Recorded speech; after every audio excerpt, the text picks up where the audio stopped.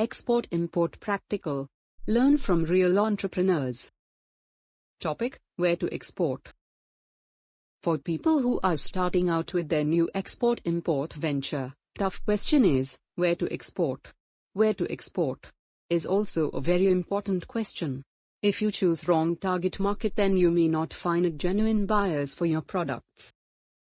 A lot of new entrepreneurs who are just starting out, usually their first idea is to start exporting to the neighbor countries. Sometimes it's a good idea.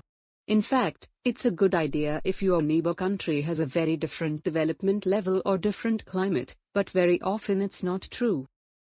In this video, we would explain one general rule what exporters and importers from developing countries can follow for deciding the target markets. This simple rule can direct you in the right direction and show you where to export. We won't declare that this is a solid rule and there is no other way, but I dare to say that if people from developing countries follow the directions below, they can earn higher profits and it's easier for them to find better deals. 1. Developing nations should mostly export to developed countries. We will explain why this rule is valid.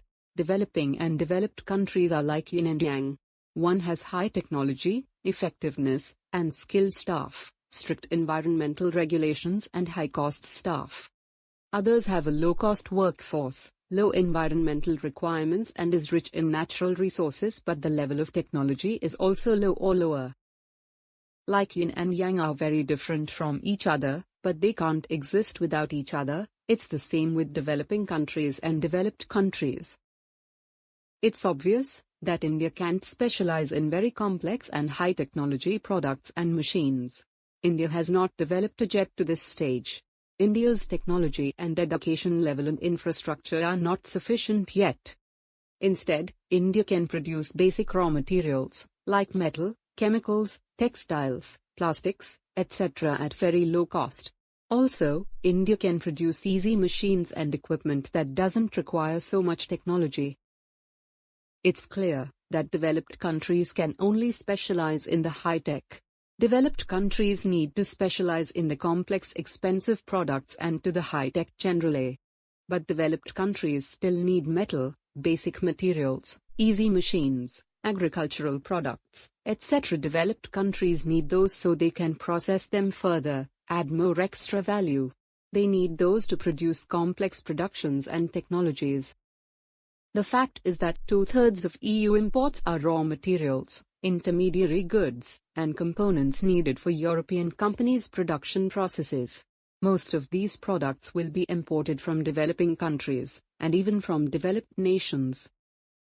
So, exactly where to export? Now let's go further and look why you should export to Europe. If you are from developing the country and you need to decide your target countries where to export, then Europe should be your number one choice.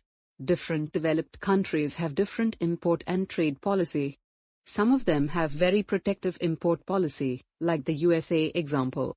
If you are trying to export to the US, then you may face a lot of obstacles and requirements. But the EU, however, is most open to the developing countries. Look some interesting facts below about the EU. 1. EU import tariffs are amongst the lowest in the world. 2. The EU market is the most open to developing countries. Fuels excluded, the EU imports more from LDCs than the US, Canada, Japan, and China put together. 3. 2/3 of EU imports are raw materials, intermediary goods, and components needed for our companies' production processes. The share of foreign imports in the EU's exports has increased by more than half since 1995, to reach 13%. 4.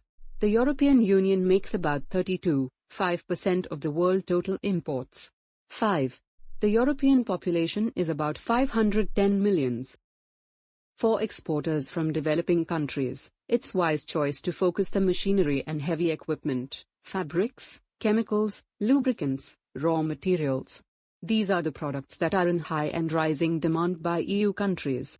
After you have decided on your target markets, it's time to start looking for potential buyers and create contacts with them. If you are interested to learn more about the export-import business, we have an online course which will show you the best ways how to get started in export-import nowadays. You can enroll our website, exportimportpractical.com.